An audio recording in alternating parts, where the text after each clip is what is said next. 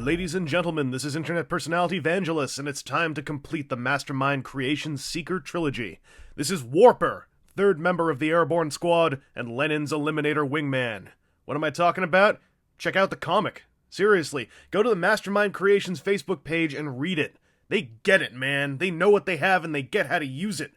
While I'm excited to see the reformatted fiction, I can't wait to see what else they do in the Nightmorpher universe as well. Warper's the Sky Warp and Black and Purple-Pink teleporter of the Airborne Squad.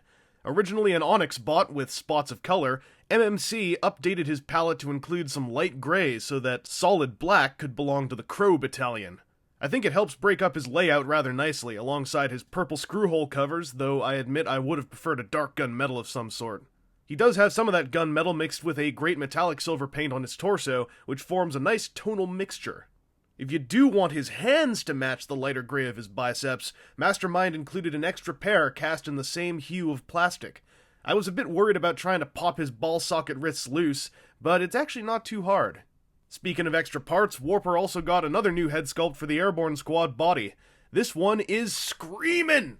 The light piping of his eyes also happens inside his open mouth, which is a tad odd, but hell of intense.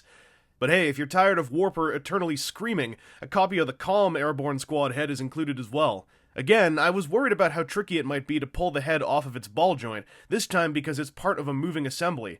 This is a lot harder to swap than the hands, but if you figure out how to get your fingers around his noggin, the geared automorph doesn't feel like it's coming apart when I pull up. It is a little bit dangerous when I'm pushing down, though. By the way, this head sculpt looks a lot like the one found on Stormer and the Awakening version of the Airborne Squad. Once he's in his alt mode, Warper's got a great layout on his blade-like triplane form. This mode hides most of the light gray, leaving a metallic core with jet black flanks, topped off with purple detailings in all the right places. Now that the basic trio are out, seeing them as a literal airborne squad reminds me of when I completed the Alternity Questers. Each one has a basic quality that defines their looks. Screecher's smirking and bright pops of regality, Stormer's swathes of metallic blue and silver, and Warper's cloak of matte black wrapped around his metal and purple detailing. They also have a pretty cool look when united as a non-Neapolitan train car pulled by the nefarious Annihilator. That reminds me, Warper comes with another piece of track. I hope this is the norm for Nightmorpher releases. It's a small thing, but it goes a long way to adding to the understated interlocking play pattern. I've spoken about this mold a couple of times now, and my feelings remain the same. Warper's just as solid as the last iteration of the Airborne Squad, and it's still a very well-done toy of a very quirky and eccentric design. At this point, you've seen all the color schemes and likely come to a final decision as to whether or not one or more of these steampunk seekers will find a place in your collection. That's why I want to express that I'm very happy Mastermind didn't fall into a slump, and made things interesting even up till now. Reworking the palette and changing the head sculpt kept it fresh every time, while the additional parts on Warper were a great nod to those who want to tweak the end result a little bit. Though it also made me wonder how feasible it'd be to get an add-on pack of a variety of hand gesture options for these guys. Pointing, gesticulating, clenching a fist.